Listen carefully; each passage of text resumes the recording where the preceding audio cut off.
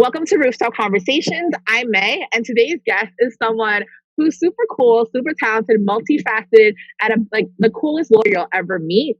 And someone who I met from my youth, and we've actually developed a friendship over time. So please welcome Leighann Ramirez, and I'm gonna let her take it away. Leighann, so just tell us about yourself and who you are, what you do, and all of that. Okay. So thank you, May, for thinking of me for your cool initiative. I swear I don't expect anything like. Of course, you would come up with something like this, which is very innovative, especially right now during a pandemic. So it's kind of nice to get you out of that rut and like every day. I actually got dressed today for you, so thank you for that. But who I am? So my name is Leighann. I am still a law student, but in a week I will graduate. So we'll be a JD, which I'm really happy about. And I think it's really where we really connected a ton because in our pursuit in the legal profession, I feel like that's when we started talking the most and like navigating what everything was.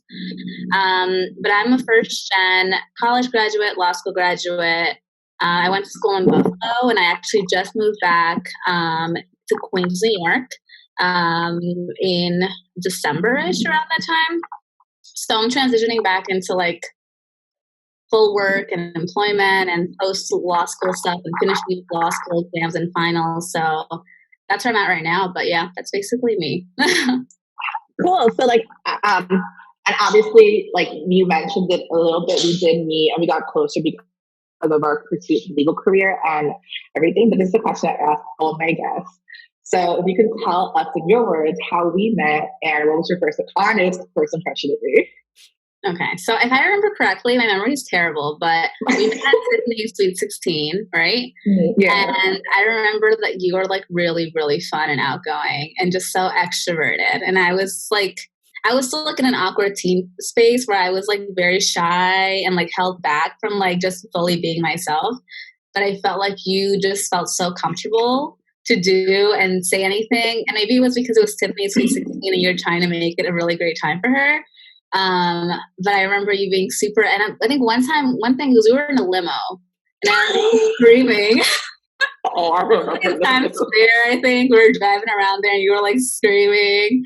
And I think I might still have pictures from that night. So I'm going to have to look for that. But that was when I first met you. I thought you were like really cool because you were just so comfortable and being yourself, which I feel like when you're a teenager, like who is? Like I definitely was not. I definitely was totally filtered and like censored in so many ways. Thank God. Oh my God. I'm like, wait, I do remember the limo thing. And like, I was always that person, probably from like birth to like now. So this is like kind of funny that you remember that. So, like, you mentioned that you are graduating in a week. So congratulations. That's amazing. And like, you've had probably an amazing legal career. You're both an MSW and a JD. So you're like double degree. That's amazing. So why the MSW and why the JD? Well, first, why be a lawyer? That's one thing. And secondly, why not just do a JD program? Why incorporate the MSW with a JD? Great question. So why JD? Like I mentioned, I'm a first gen college graduate. When I was in high school, around the time when you met me, I was definitely kind of just going through the motions of school and like, okay, well, I'm going to go to school because that's what everyone does, right? Like you got high school. So I did that, but post high school, I honestly had no desire to be an attorney. I never thought of becoming an attorney. The idea actually came probably before I started college, where I just saw a ton of people, a lot of like racism towards like Latinx people and like hate crimes, and a lot of people saying that people that are undocumented or Mexican, they're taking people's jobs away and they're criminals. And I was mad because I'm like, that's not true. Like I come from a working class family. Both my parents worked 7 days a week, pretty much my whole life until recently. I think my mom finally took a day off. And right now, because of the pandemic, she's not working and they're not working. But I'm like, I've never seen people work harder. Right. And I'm like, how dare you say this? So when thinking about what I wanted to do, I thought I'd go to beauty school because I was a beautician. But then I was like, I have papers. I can speak English. I have documents. I'm a legal citizen. I have opportunities that others don't. Like, what can I do to advocate for my community? And then it dawned on me where I was like, oh, like somebody told me, Khadijah, you know Khadijah. Yeah. She was like, oh, you should be a lawyer. And I was in high school and I was like, a lawyer. But then I actually started looking into it, and I only applied to CUNY schools. I went to John Jay, and at that point I was like, okay, I'm gonna go to law school. Like, that's it. I'm gonna go to law school and I'm gonna use this degree to help my community. And that's pretty much as bare bones as it was at that time. The MSW didn't come in until my sophomore year. I started interning at the Manhattan Family Justice Center. It's funny because I got that internship through my mom, because my mom has a beauty salon. One of her clients was the new director of the Manhattan Family Justice Center, and she was also Latina. And she knew me because I would work with my mom every day after school. And then my mom was like, oh, yeah, she wants to go to law school. And she was like, oh, well, we have a new office opening. She should intern with us. Like, that would be great. And so actually it really all started with her helping me out, because I feel like once you have that one good internship, that one connection, like doors kind of open as they go. And unfortunately, she passed away in March. So I'm dedicating my degree to her, and people like her that through the years have believed in me and having potential. Because, like I said, like I went to high school and I thought I would go to beauty school and that was it, because I didn't really see myself going anywhere further.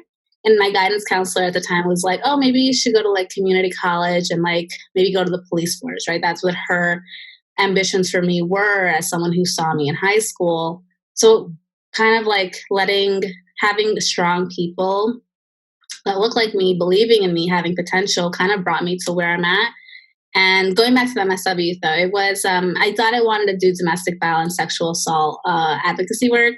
And that's when I met the first social workers. And I was like, oh, so like a lot of people might deal with homelessness, food insecurity. They might need some kind of resources, therapy, counseling. Like if you're to have trauma, like at some point I was like, I feel like I would be better suited to have a legal degree and an MSW to understand, how to help people further from that one case or getting them out of like a conviction or something like that. And then I also thought about making myself marketable. I was like, I'm Latina. I have no connections. I'm the first attorney in my family. How do I advocate for myself, put myself in a stronger position to be able to be more employable post law school? Because I'm like, student loans, girl, like I was stressed, but thankfully, like employment is not something I'm worrying about. And I'm very blessed for that right now. And thank you so much for sharing that story. I think, I know your story before us doing the show, and it's something that I really admire. You, like you said, you come from like a place of passion. I spoke about this with another in a past episode with another law student who said, not a lot of people do this because they really want to. They do it for the money, they do it for other reasons, but you're actually in this field because you want to do something for the world. You want to do something for your community. So you mentioned that, to me, that you've mentioned you want to do immigration law. So why specifically, like out of all the bodies of law, why immigration? And then how would an MSW background be vital to immigration advocacy and things like that? So my mom was undocumented. My dad came in with the visa, but most of my life, and maybe that kind of comes into why I feel like I haven't really found my voice until I kind of came into adulthood. And I feel like I'm very filtered for those reasons, is that it was like my job growing up was always to kind of like be quiet, right? To like not stick out too much, do what I have to do, not get into trouble, and like just go living life as like under the radar as possible. Whenever police were involved, whenever we were going to the airport, anything was always very tense. And it was just like, don't go notice, like be unnoticed. And then, like I said, like the whole like dialogue of like the hate crimes and like the criminalizing language that was used at working class families that were Black, brown, and like, it was just like, you guys are criminals. And I'm like, how? Like my parents, and it's funny because I feel like immigrant parents are the most like indebted to this country. Well, they will never talk smack about it. It doesn't matter. Oh no, not at all. I feel like kids of immigrants are like always fighting with their parents. We're like, no, but they did this. They did this. No, no, in our country, we can do this. Like we can't. Like so, I'm like. I understand that completely. Like as a child immigrant myself. Yeah, it's just like it's like I get it, but no, like just no. Yeah. But I love my parents. But yeah, it was kind of like it really came from that. I was like, there there's just so much need. And then I felt like my language abilities, the fact that I can speak another language outside of English, was something that was a strength, and the fact that I look the way I look. Like, it's helpful in some ways, in some ways it's not. Because I can easily go to like, court, or I can go in my internship and people are like, oh, are you the translator? Are you the client? Are you the, or someone will go to me and be like, hello, nice to meet you, like super slow. And I'm just like, and then like, hey, yeah, great. It's so funny to like mind fuck people sometimes. So I try to make the most of it. But then like the client themselves might look at me and be like, oh, like when did you come? Like, like what's your story? Where are your parents from? And all of a sudden I feel like that opens a whole other avenue of conversation where it makes my advocacy for them easier because they can see themselves in me and I can see myself in them in so many ways. But I try not to blur those lines too because I don't want to make any like preconceived notions or biases or whatever. But I went in thinking I wanted to do domestic violence work. I did some DV work, and then I realized that I couldn't just do domestic violence every day. I did that in DC. I did a summer there, and I had like definitely secondary trauma as a result of it. And I think it hit too close to home. So I was like, I can't do that. And then I did know I wanted to do immigration. I started doing internships in the immigration fields around my 2L summer, but I did work in organizations doing like healthcare advocacy for undocumented people. So I always knew I wanted to work with the undocumented population because of my personal ties. And then the social work degree, I feel like really helps because it wasn't until I did social work and I started kind of studying why people are reoffending, right? Or why people are in a very difficult situation where they might, kind of feel like their hands are tied. And I feel like I did live through, poverty, and like I lived in housing insecurity. And I do remember those days, but kind of like realizing how commonplace it is and how like the systems are kind of built in a way to disadvantage so many communities. It's like, how do you not want me to reoffend if I can't work legally? Like, how do you expect me to like pay my bills and like, like take care of my kids? And how do you expect me to just survive if you're not giving me these avenues to do so? So when I did my MSW coursework, knowing I wanted to do immigration, that's when I said, okay, I want to work with people that nobody wants to work with. I want to work with people that have criminal convictions. I want to work with people that are in detention right now and that maybe have like a few criminal charges on their record. Like, I want to understand why they have those. I want to see if we can clean those up. I want to see if we can put them back into society and give them a chance, because I feel like the system's set in a way for us to not have a fair chance, especially if you're undocumented, especially if you don't have papers, especially if, I can just go through a list of things. So it wasn't until my MSW that I was like, I want to work with people that have criminal convictions, because had you asked me this question, if I wanted to be a defense attorney before I went to law school, I probably would say no. Like, I wanna just like, I was very like focused on like domestic violence survivors. And in my mind, I'm like, the offenders are like terrible people in my mind. And then while I obviously am not advocating violence or any of that stuff, I also feel like I want to understand where people are coming from in a very holistic way and not just assume and criminalize the way that we were brought up to think like you're bad and you're good. You have to be one or the other. You can't fall in between. And I think that the lines are so blurred that it's just impossible to put somebody in a box. So you just can't. But that's pretty much like why I wanted to do immigration and why I wanted to do criminal defense, particularly with undocumented people that are detained. And thankfully, I will be working with this work and doing this work after in June. So really, really soon after graduation, which I'm really blessed to do. Yeah, thank you so much for sharing that story. And that's like really, really true. Everything that you just said, unfortunately, is the reality for us in the United States of America, where the criminal justice system is so broken and so unjust, especially for Black and Brown communities, especially for working class communities.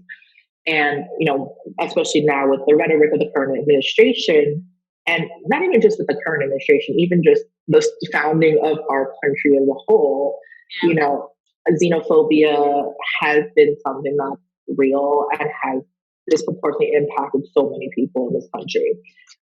So like, it's really interesting to see, like, when you think JD, you would never think that holistic view. You would never think like bringing that advocacy into your work. So I think we've had a discussion where JD and like being a lawyer is so like conservative, is so confined in one box. There's like one kind of like one way to like a very straight pathway to do things. But I think like it's also why we need more like lawyers from different backgrounds and different experiences, because it allows us to be better advocates for our clients. It allows us to have that perspective to relate to them, to understand them. And then the MSW allows you, I think, like has allowed you to like bring like work with people's emotions, because emotions are real, circumstances are real, and like there's different things aside from just what the law says and things like that. That's like super cool that you do so much. And I think that's like really bomb that you have like 2 degrees. You're only like 20 in your like mid 20s. That's amazing. I don't think like that's a huge feat. And I'm so proud of you. I'm so honored to know someone like you, and like congratulations. Like, and it kind of sucks with like, you know, now we're in a situation with Corona and a lot of people who are graduating this year, whether it's a law grad, high school grad, college grad, you know, you got, first of all, you have Zoom School of Law, Zoom School of Medicine, School Elementary School, Zoom Elementary School, Zoom High School. So like, it kind of sucks that like all of a sudden all your learning has to go be done online. So like, talk about that experience, and then if you can elaborate, you and I had this discussion about graduation and how important it is. It's not just, okay, we're celebrating because we got another degree. For a lot of first gen students, for a lot of first gen lawyers, for children of immigrants, graduation, it's not just me getting one piece of paper. It means like, you know, the manifestation of the hard work of our parents, the people that came before us, our dreams, our vision. So like something like a graduation is so important. And I just want to know like what your experience and your thoughts are about like that, like how schools are taking this, like how are they handling it with like the class of 2020 and things like that. With both like the school like the school side, and then also like commemorating special days and special moments, especially for students. Yeah, well, at first I was pissed. I was pissed. I was like raising hell. I was like so mad. Me and my friends, especially, you know, people that are also kind of like, actually, I think all the people that are in, so I'm currently still the president of the Latin American Law Student Association in my school. And everyone that's there that's graduating, we're all first gen, like law school graduates and college graduates, so both. And to me, it's heartbreaking because not even for myself, but just thinking about as like everybody.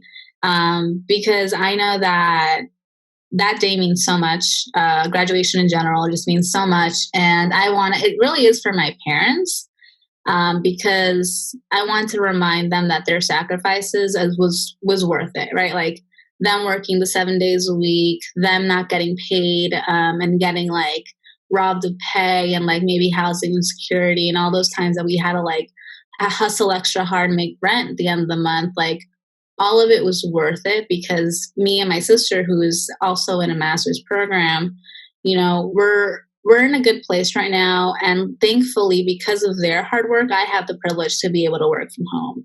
Like I have the privilege to go to school. I have the privilege to attend postgraduate, you know, graduate school. And I feel like it wouldn't have been possible if it wasn't for their hard work, if it wasn't me seeing them like break their backs all the time. And whenever I was thinking about my why, like why am I like law school would get really hard sometimes. And I would want to like be like, okay, like I'm done. Like I did college. I should be like, I wanted to give up several times. And I feel like, and there were days where it was just hard, and I would need to go back to my why. I was like, why am I doing this? Why is this so important? And I'm like, okay, Leighann, like, get off your shit. You're like grieve, like wipe the tears off, continue hustling, continue working, because this is bigger than you. This degree isn't just for me. I'm here because of community. I'm here because of mentors. I'm here because of people of color that have pushed me to be here, that have said they saw potential in me that I didn't. And I'm here because of my parents. And I feel like graduation is big because you're kind of like, people are seeing your hard work and they're seeing that their belief in you kind of manifest in front of their eyes, right? And you also get to wear the regalia and you get to have the moment and you get to just like dress up and do all those things. And unfortunately, my law school canceled all orders for gowns, canceled all orders for anything commencement related as far as like things that we can be commemorated by. which I'm pissed about. But you know me, like I ordered my own gown separately. Okay. Me and my friends, I'm like, okay, so we're halving this because it's expensive. Like a gown, I think was coming out to $400. So just, and I'm like, the law school, I guess because they do it in bulk, we were getting it for $75 because it's a class order and it was a rental. But because they canceled their order now, we have to do it independently. And I'm like, that's mad money for me. But you know what? I deserve to celebrate myself. The pandemic definitely brought a lot of grief and gloom and, you know, like kind of like sadness. And even for me, I feel like this is kind of, and one of my friends graduated yesterday from Tennessee and I'm like, how do you feel? Like you're done? And he was like, honestly, like it kind of feels so anticlimactic where it's like, okay, like now, you know, like I graduated, I guess. Like I have a PowerPoint with my face on it. Like I'm like, I'm done. And I'm just like, you know, it's just sad because I'm like, I know how hard people work. I know, especially like students of color, I'm just like, we work so hard. And to not have that moment just feels like we're being robbed of something. And for law schools that aren't like doing a commencement later on in the year, in the fall, or trying to think of other creative ways to make this personal or kind of like commemorate us, or even at least let us have our gown to have a picture with our family at the very least, like to those law schools, you can go. I don't even know if I can like filter this needs to be, but you kind of get where I'm going here. Yeah, no, definitely. But there is that frustration there. You know, I'm surprised they won't even give you the gown because I know some schools will allow like students to still wear the gown, like they still have the gown or the dolly. Like my friend graduated from U Michigan the other day, and she still had the cap and gown, the doctoral. I don't know the little I don't know what it's called the gown, and I'm like. She still had the pictures. She still had the photo shoots and everything. And like you said, it's not just a photo shoot. It's not just like walking across the stage. It's that pride, that feeling of pride, that feeling of honor, that feeling of like I did it, we did it. Like the community has done it. You know, like you said, for students of color, it's not just I, but it's we. It's us, our families, our communities. You know, whether it's like your Bolivian community or, you know, like your Queens community, it's everyone coming together, manifesting you and honoring you. Yeah. And I'm really, really glad. I think that the hardest part was telling my parents because my dad was like, oh, that's not real. Like, they can't do that. And I'm like, they did that. It's not happening. And he was like in denial for a while. And I needed to tell like, no, it's really not happening. Like, I'm really not having graduation. He looked so sad, man. I was just like, no, it's heartbreaking. Like, I know for me, like even for my parents, like it was a really big deal. Like when I graduated law school last year, and like I'm a bum, so I was like, yeah, I want to leave early. Like, can we go? Like, I walked the stage already, but my mom was like, no, like let's sit in the moment. Let's like, you know, like let's really be here. Like you only graduate law school once. Let's just like sit and like just take their time and just like bask in the moment. And like I feel like I didn't really understand it until like talking to you about graduation, where like, you know, this isn't just about me or that Instagram picture, but like what my parents are seeing, what like a community is seeing, and it is a big deal that people have. So like, it kind of sucks that like your law school didn't even give like an accommodation, you know, like whether it's a in real life thing or even just giving you the gown, you know what I mean? Like what, like that's everything, you know what I mean? That one, like that feeling of wearing that gown and having that honor. So I'm glad. It kind of sucks that you had to pay extra than what you have to usually pay, but I'm really glad at least like your friend and you are taking a shot. I know you're going to make this special somehow. And of course, like the community you have, your friends, your family, we're going to make this a big day for you no matter what. So like, don't worry, we are going to celebrate you. I'm proud of you for, you know, being an Esquire, you were sworn, and also virtually. Like this whole thing is like I understand, right? I understand we need to be careful, we need to be precautious, we need to take measurements and need to be taken to just be safe. But it still hurts, right? It's still like a moment that was taken from you that you just aren't going to get back. But we do need to celebrate ourselves, and we need to. Definitely. I loved your photo shoot, girl. Thank you. You had a suit, and you looked bomb, and I was like, yes, remind us that we are still, you know, having accomplishments and doing stuff, and you know, we do deserve to have those moments, even if it is just a shoot. Like I'm doing it myself, like, you know.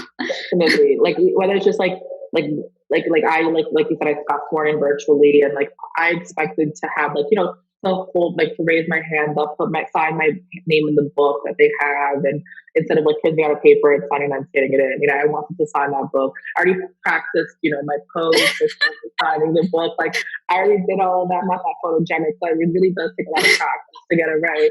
But unfortunately, that didn't happen. I wanted to I never got to celebrate my graduation. I didn't get. Yeah, I didn't get to celebrate graduation. I didn't take a post-grad trip. I didn't do it, even celebrate me passing the bar yet because I was still money and everything. I was still waiting for the right moment. So I'm like, yeah, I'm gonna have a party post swearing in. This is it. I'm gonna celebrate finally my law school thing. This hit, and I'm like, great. Well, now I can't celebrate that either. But like you said, I think it's like it sucks that the burden is on us to have to celebrate these on our own, rather than like our school or something else as like a substitute. But like regardless, like we're still proud of you. I'm very, very proud of you. I'm honored to have you as a friend and seeing you from you guys when you were 15 growing, being in John Jay. Now you have 2 masters in your plate, and that's amazing. And you're on your way to being an attorney. And I'm really proud of you, no matter what. I'm actually gonna cry because I'm like, oh my god. But it's a really big honor for me to know you and have you as a friend. And I'm sure, and most importantly, the legal profession and the community that you're willing to serve we're ready to have you. So we're excited no matter what. I'm excited. Well, and that being said, you mentioned that you were the president of MALSA, which is the Latin American Law Students Association. There's so many acronyms that I'm just really together. So laws are in short LAWSA. And, I just want to know what you mentioned previously, that a past mentor who brought you into your first internship played a really big role in you wanting to become an attorney because she was Latina, Latinx, and she looked like you. She was someone that kind of showed you that, yes, someone like you can do it. And so that kind of ties into why affinity groups are really important on campus. But I want to hear from you as a president of an affinity group on campus. Why are these groups really important for law students, especially law students of color? I feel to start off, when I was in college, I was super uninvolved. I worked 3 jobs, but I as in clubs and associations, I just wasn't involved. I was I'm busy. I have my things to do. I need to do school and work and whatever. I was this. But then because of mentorship and because of minoring in Latin American studies and kind of just being constantly reminded that just this country isn't really laying out a fair playing field, right, for us. It just isn't. We need to be honest. And as much as we do have more freedoms than other countries do, that doesn't make it okay. We do need to advocate for ourselves. And I realized that when I was applying to law school, it was hard. It was hard to not know anybody. It was hard to, kind of navigate it on your own. And I felt mentorship was so important. And I went to Buffalo. So in Buffalo, going from Queens to Buffalo or going from New York City to Buffalo, it's still New York, but it's a completely different world. It's night and day. And in some way, I'm thankful that I went to law school in Buffalo because I can really say that I know my state really, really well. Before this, New York City was New York. That's it. Don't ask me about Albany, Syracuse. I don't know. But I feel I really have a good understanding of a lot of issues happening and a lot of what's happening across the state as a whole that are unique from apart from New York City. And when I went to law school, I was where are the Latinos? Where are the Black law students? Where are the students of color? I need you guys because my family isn't here. And as far as I'm concerned, there are no people of color in Buffalo. So I need support. So I purposely look for it, really for support and kind of just seeing what initiatives are going on within the school for Latinx and Black law students. I continue to do it and throughout because I feel for incoming first year students that are kind of going in through similar transitions where they're coming, a lot of people that go to Buffalo are from New York City. So and a lot of them also come from John Jay. So I went to John Jay for undergrad, and a lot of them are John Jay students. So, and also have similar mentors as that I did. So when I see them, I see myself in them, and I'm like, I remember how confusing everything was. I remember when I didn't know how to navigate law school finals, outlining, what's an OCI, like what are the journals, like what's the blue book, what, like just like learning everything was very difficult, and having the support of 2 and 3Ls that were in Balsa and LALSA really made my law school experience like so much easier, because they were someone that understood where I was coming from and that didn't judge me. It was very judgment free, because I didn't know. I didn't feel embarrassed that I didn't know. It was just like they had answers. And I was a 3L or a 4L because I did the JDMSW, and that's like a 4-year program. I try to do the same thing for incoming students. And that's really why I was involved with LALSA and am. I think it's important to hold administration in your law schools, the dean, the professors, hold them accountable, question them. I feel like the students of color do a lot of the work for law schools, and we're not paid. And I think that it's really annoying and it's not okay. I actually just ordered a shirt from these 2 Latina law students in Berkeley Law that I just not too long ago in March, before the pandemic happened, I had co-hosted a conference for Latin American law students across the country. And they sold a shirt that said uncompensated labor.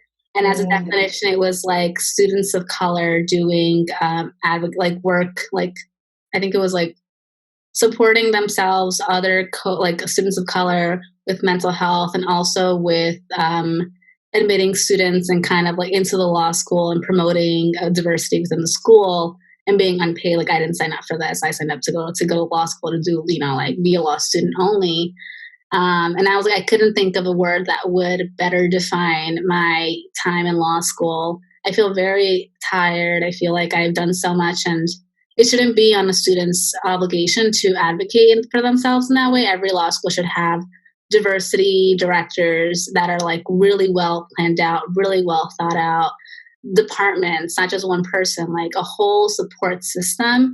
And they also need to have their own employees of color be able to work up their way within the school, because I'm not like in any way bashing any of the people that work in my school, because I feel like they can only do what their role tells them to do within their position, because at least like places like my law school, they don't have that support, but other schools they don't do. But that's why I'm involved. But it's definitely a lot. Like we don't need that. We should just be law students. And I think every student of color going into law school should just be a law student, and not like a whole department.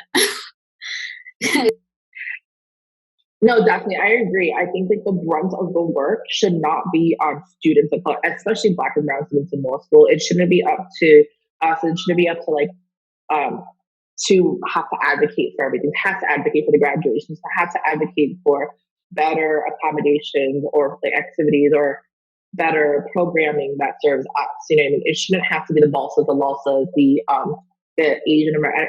I don't know. They don't have like a catchy acronym, but like AA. PALSA, isn't it PALSA or a PALSA or something like that? My school is AA. It's Asian American Law Students. It's like ALMOSA. My school didn't have one. I think it was called a PALSA. Like we did have one at the point, but there wasn't like enough students to like make for it. Okay.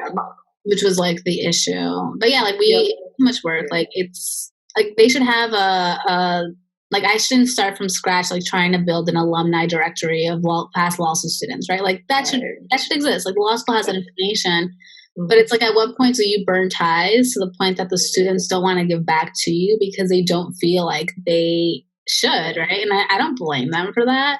But it also shouldn't be the job of an incoming law student to be like, okay, let me try to find all the law alums and do my law school and work and maybe outline. And it's just like, nah, like. No, definitely. Like I agree. Like the same situation happened with my law school where, so I wasn't too involved in my club. I think I had the privilege of still being in New York City, and so my social circle was more dependent on like friends from outside of school as opposed to being in the community. But even during my time there, it still felt like isolating. You know, felt like I stuck out like a sore thumb in my law school. Like I told, there's a joke, like me and my friend who's also an Asian American law student, we have this joke that there's literally like five students of Asian descent in our school, and we can count them on one hand. So like it's hard to like not see yourself like your representation there. But so we had an incident in our law school. I'm not going to disclose where I went because I don't really want to like trash their name or whatever. But someone wrote a racial slur on the wall, and I'm not going to say which one, but there was a racial slur on the wall, and this was one of like a few racially related incidents in our school. And post that happening, I do give props to our administration that did take a lot of the initiative in saying like denouncing the behavior, taking at least like some type of investigative action to see who did it, like, you know, to see was it a student or was it a guest, was it a whoever. And they did hold some town halls. But one thing I did notice that like aside from like, you know, like the bare minimum of like, okay, doing an investigation, the town hall, the general message from the president of the law school, I've noticed that a lot of the work came from the students. It was like the Black Law Students Association that took a lot of the force, and the president of VALSA, who had to kind of take on most of the initiative in doing that, going around to students, going to talk to students about why this behavior is wrong. There was a lot of like, we also had a first generation professionals club, which I was on the e-board of, and that club comprises a lot of students of color, where we also had to take on the initiative of like talking about it, talking to students, doing a lot of the work, like even like trauma and grief relief, and talking to students about that. And it's like, okay, I get it. Like, yes, like it's nice to know that we have students who are willing to take up the work. It's nice to know that you have a support system. But like you said, it shouldn't be on us law students, right? It should be the higher ups. And more importantly, it should also still be like even fellow students of who aren't or students of color who have to take this on too. You know what I mean? Who should be advocating for us, who students who do have the privilege to speak up against this behavior. Which I don't know how it was for your law school, but for my law school, I did not see any of that. Unfortunately, like it was very like it was just weird. I talked about it like a past episode where there's like that weirdness of like students who, yeah, but yeah, and it's like you said, it's uncompensated labor. You know what I mean? And we see this constantly that like whether it's inside the law school building or even outside in advocacy, it's always, especially Black and brown folks, doing a lot of the advocacy work, right? Like, why is it always people like Black and brown folks on the front lines? Why is it always Black and brown folks speaking up? Why can't other folks in positions of power step up to that plate and like help? You know what I mean? It's the labor shouldn't just be on one group of people. Yeah, so like it's very exhausting. And like, you know, again, like we're law students, we have to think about like, you know, our GPA, we have to think about employment, we have to think about fellowships, we have to think about scholarships, we have to think about outlining, you have to think about, and I can go on. But I'm like, you know, if we don't take that initiative, like, why don't you take that initiative? And that can be, you know, other law students. That could be like, you know, people like the dean or like professors or like, you know, you guys, like, you shouldn't wait for us to do it. You guys should do it out of your own volition because, you know, whatever it is that we're advocating for, it's probably because it was messed up and someone needs to do something about it. We're not just doing it to do it, you know, because we're like, we have nothing better to do. Like, the amount of things I could do that aren't related, but it's like choosing to not do something and not speak out on something is really, I feel like, privilege at the same time. It's like you're choosing not to talk about this because you can, because it doesn't affect you directly. But when it does, I feel like you almost feel obligated. But I also feel like people of color don't need to feel that obligation. We shouldn't have to. But it's kind of like the reality of life is like, unless someone takes initiative, unless someone puts it on themselves to do something, will it get done? When will it get done? But again, it's a lot of emotional labor. It's a lot of trauma. And it's just like, as law students, like we already have enough on our plates to just be law students. And I feel like thinking about it now, if I can do it over again, I probably wouldn't. But one of the things I would probably focus more on just like me as myself, doing law school and not really thinking about doing so much. And also like, yeah, diversity helps law schools, right? Like those numbers make them look good. So it's like, if you really want to, like, we're helping you out, like we're helping your ranking, we're doing these initiatives, we're making you look good in front of the ABA, like work with us, you know, like don't put more work on us. And I feel like it's just like there's that lack. Like every year, it was always like checking, like how many students of color did you guys admit this year? When is the open house? I'm going to be there so I can greet the students of color so they see a familiar face and can see themselves here. Like at that point, I'm like, I don't need to take out my Sundays to do this all the time. Like it's not my job. I'm not getting paid for this. Yeah, no, and I think it's like it's bare minimum work. I think at the end of the day, that's law school doing, the bare minimum. It's not enough to just have bodies in the seat for numbers. It's not enough to just feel people in the seat and like that's it. We leave them in.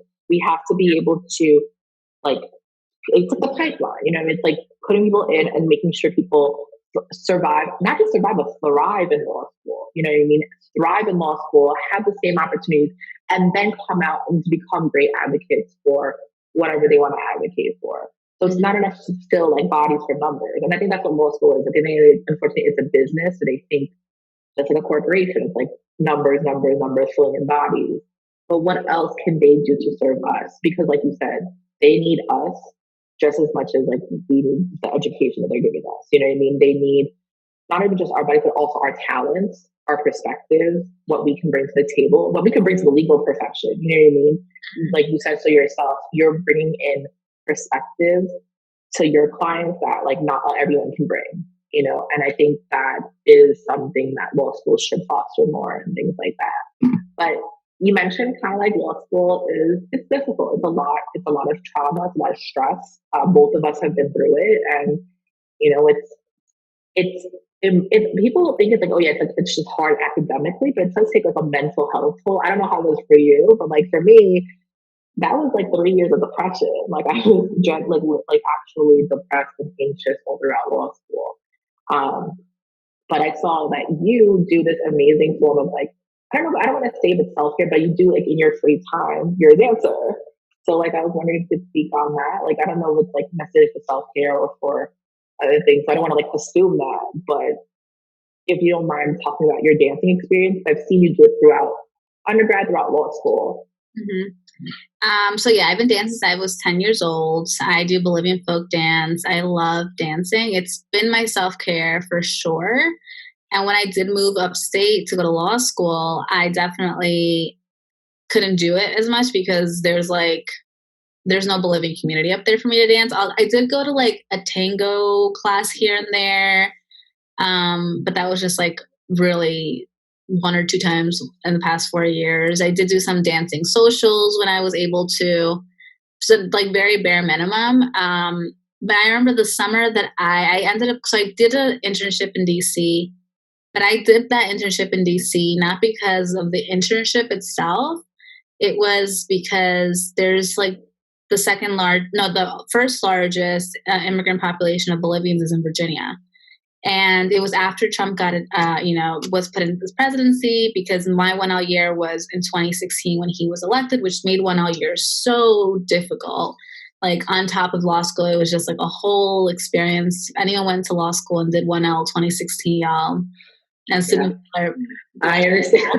Oh God. That's so traumatic. And it definitely fed into that depression. It felt into so many questions, imposter syndrome, like, people saying things that are definitely not okay, but now thinking it's okay because our president has no regard, right?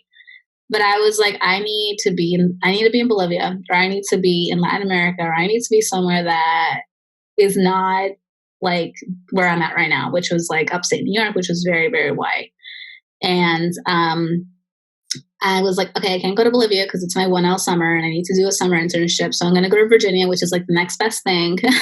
And I'm going to dance in my dance group there that has a chapter. And that's it. And that's really how I ended up choosing my 1L summer internship, was based off my dance. Because unfortunately for me, like, I feel like I'm one of those people that's still kind of tiptoeing into mental health. And like, even though I have a whole master's degree in like, counseling, I'm like, it was after my MSW degree that I was like, mental health is so important. These outlets are so important. Avoiding burnout is so important. Like, secondary trauma is so real. But until I got to this point now where I'm like, counseling is important. Like, conversations are important. Dancing was my outlet. It wasn't verbal at all. Obviously, you're not speaking, but it was all movement of body. Mm-hmm. And call me crazy, but I'm happy that I'm done with school, but I'm like dabbling into getting a master's in dance therapy, which is like crazy. Like maybe this is like the pandemic talking where it's like, I don't know, but dancing to me is so liberating. It's so freeing. It's just a form of expression where there are no words and you just get to move your body. And I feel like there's so much connection with the mind and the body. And when thinking about like who has the privilege to have, modern dance classes, who has the privilege to like engage in these activities, like growing up, I definitely had no exposure to modern dance, ballet, or those things. But it was through my Bolivian community that I got into dancing and I learned to love dancing. But I'm like, I feel like even those things are all places of privilege, like, like learning how to play a classical instrument. Like these are not activities that like impoverished communities have exposure to or can do affordably. So when I'm thinking about, I definitely went to law school, social justice, public interest work, never a doubt in my mind. I was like, I'm doing this work.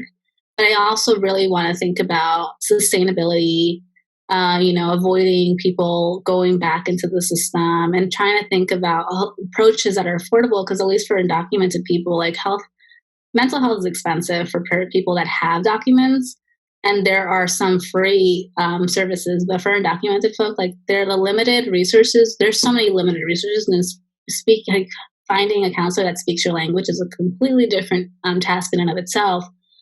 So I'm thinking of like ways of like incorporating dance as a form of healing, as a form of, letting out certain trauma or trying to deal with trauma or engaging in that artistic exposure. I feel like I'm a very creative person.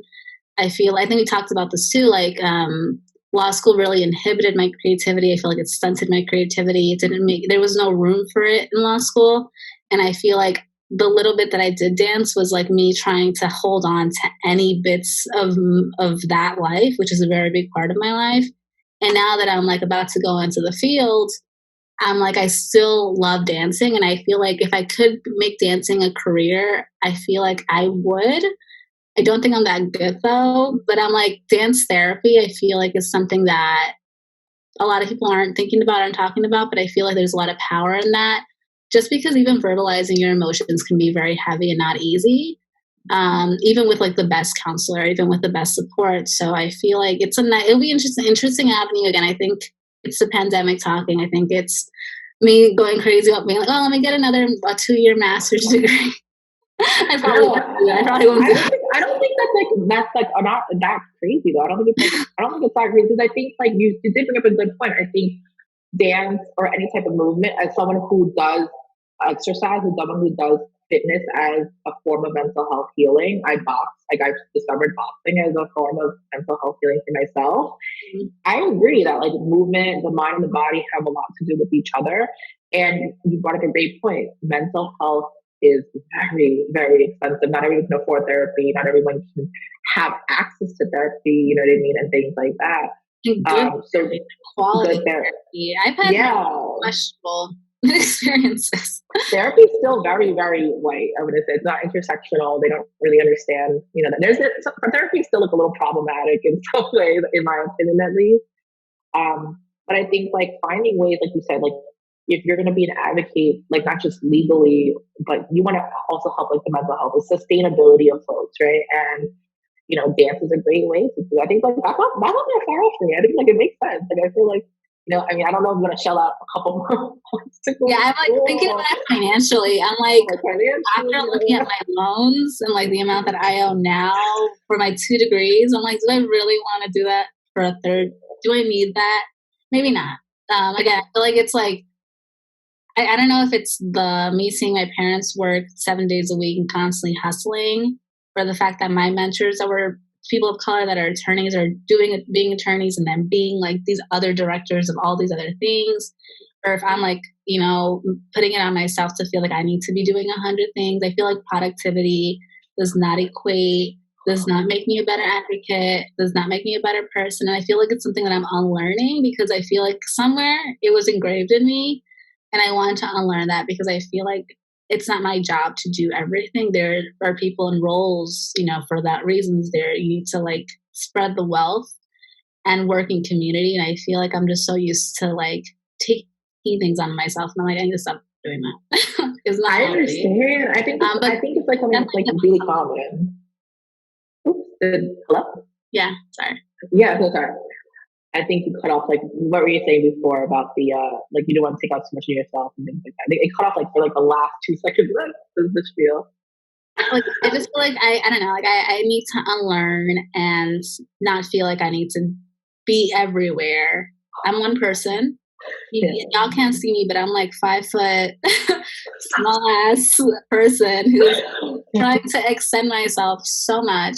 And I need to learn that burnout isn't cute, overworking isn't cute, it's unnecessary, sleeping is healthy, exercising is healthy, making sure you're taking care of your mental health, especially for people that are doing like public service work. Like you need to, yeah, it's great that you're working towards the better good, right? And you're doing this amazing work. But, do what you can and what's reasonable for you and take care of yourself. Like once the pandemic's over and I start working, like I'm 100% going to take a dance class once a week or twice a week or expand it out of the living community just for myself, because I feel like there's just so much left to explore that I haven't.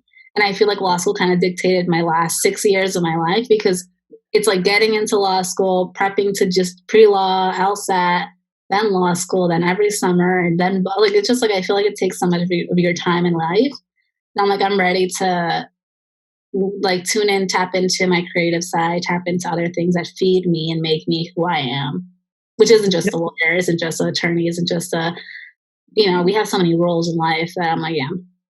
No, definitely. I think that's like one of the beauties of what this pandemic has bring. Like if I think of for me personally, if there's one positive thing about this pandemic, it's allowed me to slow down. Like you said, productivity, especially for like women of color, femmes of color. Like we've grown into hustle culture. I think especially because our moms had to hustle because of survival, right? I think your mom, you said she worked 7 days a week. My mom was the same, but she had like 2 jobs struggling to make bills. She's always on the go. And it's like, that's ingrained in you. That generationally, that comes into how you work, your work ethic, right? It's like, you have to hustle harder. You have to do this. And like, we don't know how to rest, which is great in some ways. Like it does add to our determination, but then it's like, we don't know how to rest. We don't know how to take a break. So like when this pandemic hit, I'm like, great. Like, well, what am I doing now? You know what I mean? Like, I just stay home all day. Like, after work, what do I do? And, it's hard to like take yourself away from like being a lawyer. And something I'm like yourself, I'm still unlearning, like how to separate lawyer me from like me. And being a lawyer is not me, but just part of who I am. And, it's like, it's great. Like, I think like one of the things is like it's allowing you to tap into creative things. Like I've seen people bake stuff, like making new recipes. I can't cook, so props to them. I just watch some of the TV show instead. I see people dancing on TikTok, whatever their form of creativity. I can't use TikTok. I don't know. I'm letting the world know that I downloaded TikTok. I got into that hole, but then I couldn't figure it out. It was so difficult. I was like, wow, I'm old. Something happened. I thought I was good at technology until I saw TikTok. Because so I would never be on TikTok personally. I think I don't have any rhythm or aesthetic to do TikTok. I can't dance. Like my body parts don't move right. But my dog, that's who I'm trying to train to be a TikTok star. So and like moving a dog around, it's kind of hard. She's like 70 pounds. Follow Nala on Instagram. She has good content, great pictures. Nala is living. Nala is the model of my family. But the thing is, once I get the video of Nala, I don't know how to add like the music. I don't know how to cut like the edits. Like it's too complicated. It's hard. I don't know how to do TikTok. So like honestly, like props to a lot of like as much as we like our generation clowns on it or make fun of it. I do take props for young people stepping up to using tech, especially Black and brown kids who are creating these dances. They are the ones that are coming up with the savage dance or the renegade dance. They're the ones that's coming up with it. And unfortunately, the way TikTok is, they're not giving, Black and brown folks the credit that they deserve. But like, it's nice to know that like there are teens using technology to express themselves, especially during this time. And even, people in our age demographic are starting to, enjoy it. But I feel like the future of the movement, the future of inspiration moving forward is within our youth. Definitely, they're so much bolder than I was when I was younger. And I'm like, I'm 26 and I'm finding my voice now. And, you know, I have these degrees that to some extent, like maybe validate me a little bit.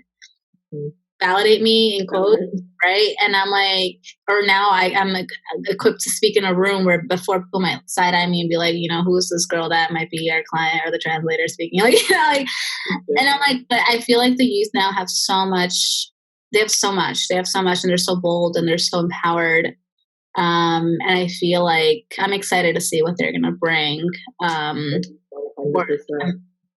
and I've learned a lot from young people. I think, you know, like they're the ones who are. I think they're blessed to be in a world where social media is like at their disposal, the internet's at their disposal. They see things and they receive information much quicker than we did. You know, we're not even that much older. Like, let's be real, we're not that much older. Yeah, I'm 26. I'm not you know, I'm like, okay, but it's like, but they're receiving information much quicker and much faster, and they're creative with it. You know what I mean? They're so outspoken. Like, I talked a lot for a kid, and even I wasn't. You know what I mean? Like, I really give props to like the next generation going forward. I have hope in it. So we're coming up on our hour, Leighann, and like before we wrap up, is there anything that you want to promote, like your Instagram handle, your any personal projects you want to think? It's like this is your time. This is like Leighann's promo time. You know. Okay, my Instagram handle. I don't even know. You don't have to share it if you're like about tag me. If you tag me, y'all will have my Instagram. I'll tag Leighann's Instagram handle on the video description. But aside from that, from promotion, hashtag free them all.